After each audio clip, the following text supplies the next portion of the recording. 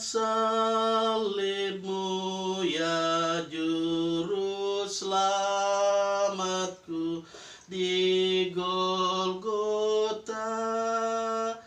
Terimalah doaku, hapuskan dosaku, akulah milikmu selamanya.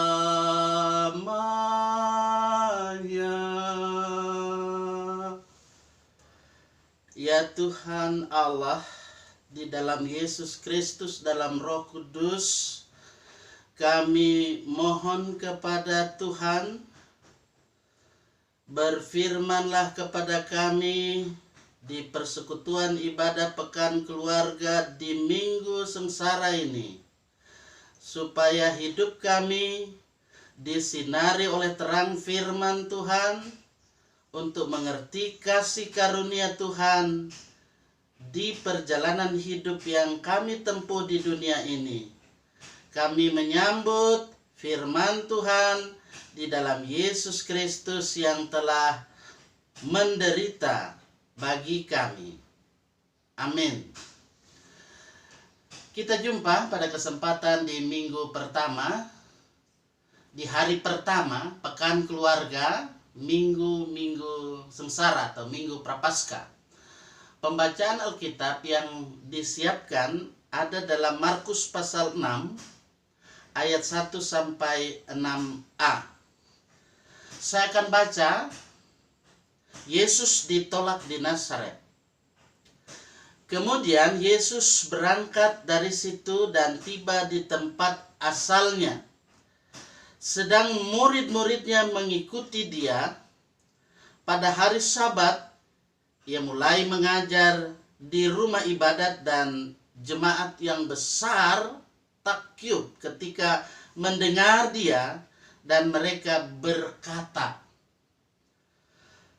dari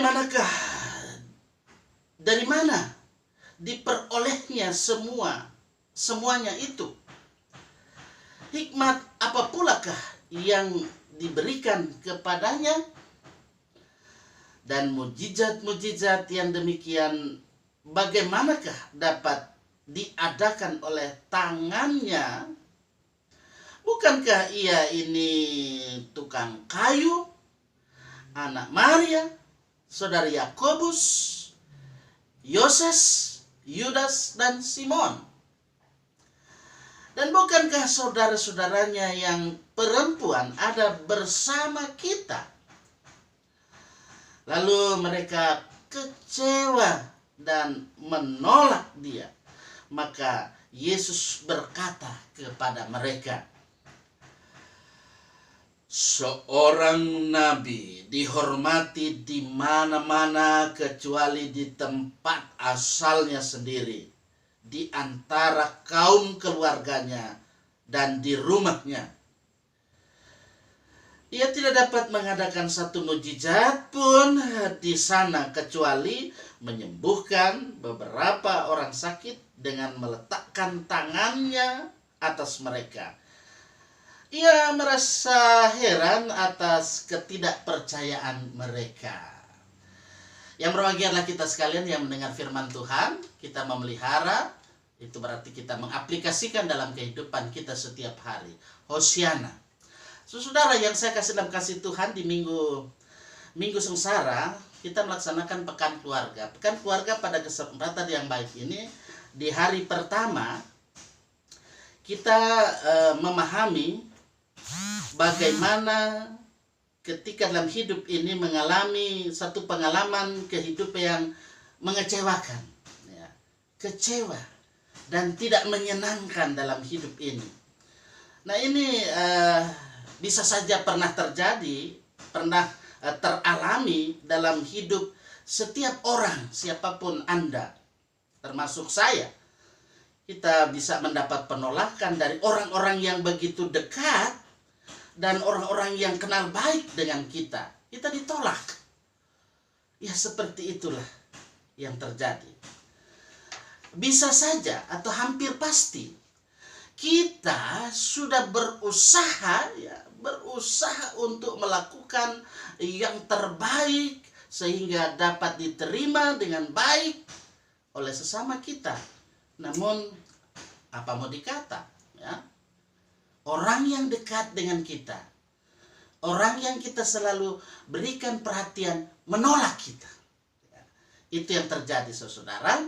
Perikop bagian pembacaan firman Tuhan berkata-kata tentang Tuhan Yesus sendiri dengan segala kuasa, power yang dimilikinya. Ternyata dia tidak selalu diterima dengan baik oleh orang-orang lain. Dia juga menghadapi penolakan. Penolakan itu terjadi justru dari orang-orang Nazaret yang merupakan orang-orang yang seasal dengan dia, sekampung atau sedesa, satu desa. Nah, mungkin pula ini memiliki ada hubungan kekerabatan dekat, di mana seharusnya orang-orang yang dekat bisa memberikan dukungan, namun justru menunjukkan penolakan. Wow, pengalaman seperti yang diterima oleh Tuhan Yesus yang pasti dalam hidup ini sangat mengecewakan. Ironis sekali memang, saudara-saudara, bahwa sesuatu yang terjadi atas diri Tuhan Yesus di tengah ketakuban banyak orang akan hikmat dan juga kuasa yang dinyatakan ketika ia mengajar di rumah-rumah ibadat orang Yahudi. Artinya bahwa pengajaran dan juga mujizat penyembuhan, mujizat kesembuhan yang dilakukan, yaitu walaupun tidak banyak yang dilakukan oleh Tuhan Yesus di Nazaret, nah tidak rupanya menyentuh kalbu, tidak menyentuh hati orang banyak pada waktu itu, sehingga membawa perubahan, sehingga ya itulah yang terjadi. Tidak ada satu pertobatan dalam kehidupan, dalam diri mereka. Hati mereka rupanya sudah tertutup terhadap pengajaran yang diberikan karena menilai secara lahiriah manusia berkaitan latar belakang bahwa Tuhan Yesus sebagai seorang, dia tukang kayu, kasihan, dan asal dan keluarga sangat sederhana. Ya, dari latar belakang pendidikan ya mungkin dilihat di bawah. Dari latar belakang ekonomi juga rendah. Ya.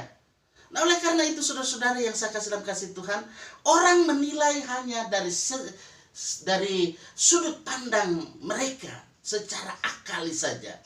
Tidak hendaklah kita melihat bahwa sesungguhnya ketidakpercayaan mereka kepada Tuhan Yesus karena hal ini tidak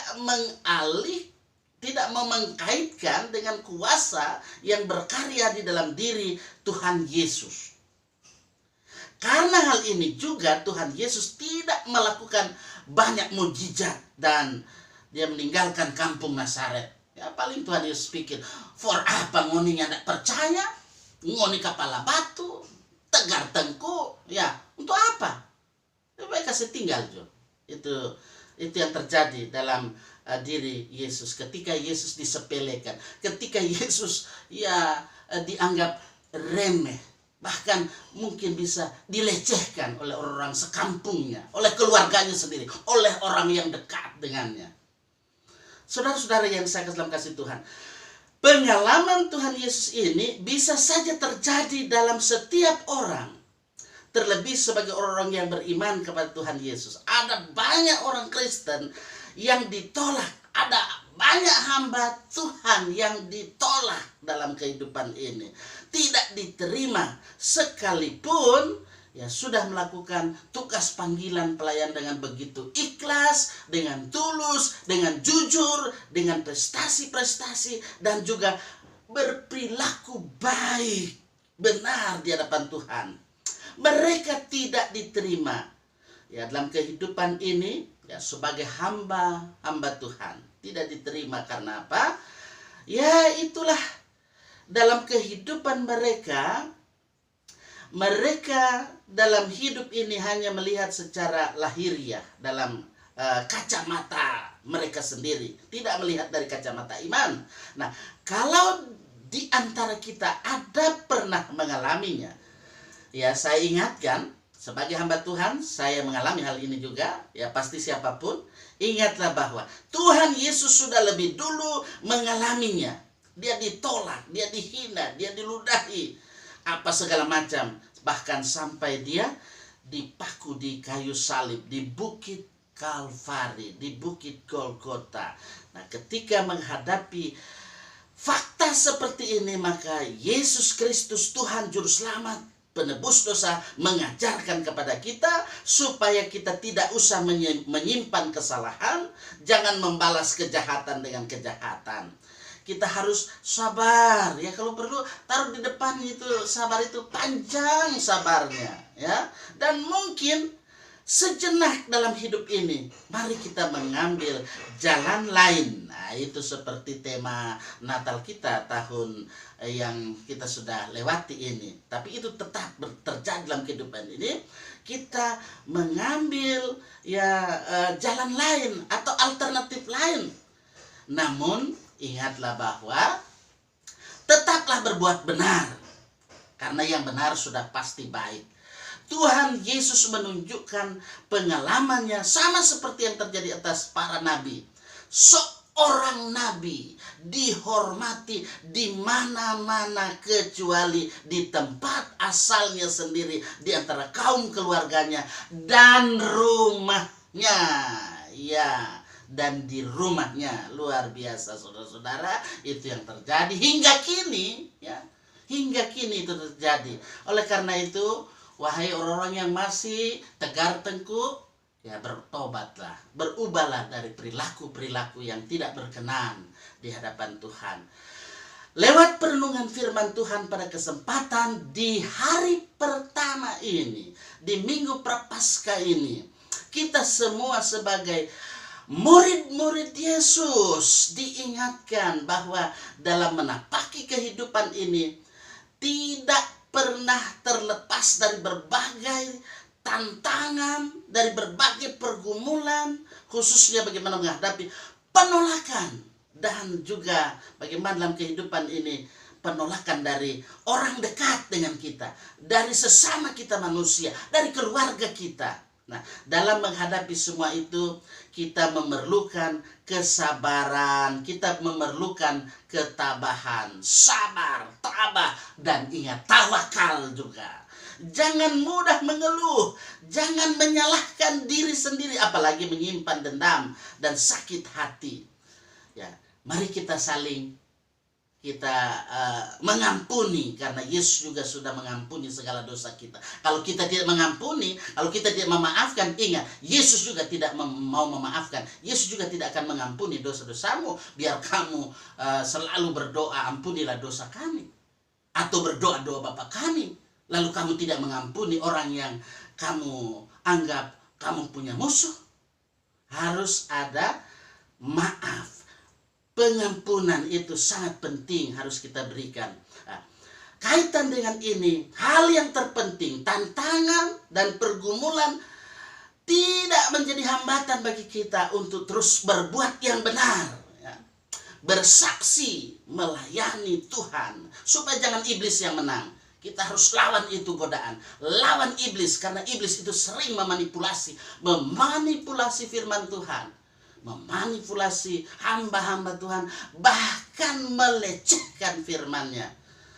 Saudara-saudara yang saya kasih dalam kasih Tuhan, mari dalam hidup ini kita mau ikut teladan kerelaan Tuhan Yesus dalam Dia menanggung semua penderitaan. Ini merupakan bentuk solidaritas dari Tuhan Yesus terhadap manusia yang menderita karena kuasa dosa itu sendiri. Dia rela menerima semua itu. Bahkan dia bersedia mati di kayu salib demi menebus kita manusia dari dosa-dosa kita yang kita perbuat di hadapan Tuhan dan juga di hadapan sesama. Dia mati untuk kita. Jadi dengan penderitaan dan juga dengan wafatnya atau kematiannya, semua orang yang percaya beroleh kehidupan yang baru. Mari kita terus membaharui pola pikir kita, ya. Kemudian sikap perilaku kita, supaya dalam kehidupan ini kita berpikir benar, berkata benar, bersikap benar. Sehingga dengan demikian persekutuan kita di dalam Yesus Kristus tidak menjadi sia-sia. Hiduplah senantiasa di dalam dan bersama Dia. Sola fide, sola gratia, sola scriptura. Ikutlah Yesus selalu sampai menderita, bahkan mati sekalipun. Amin.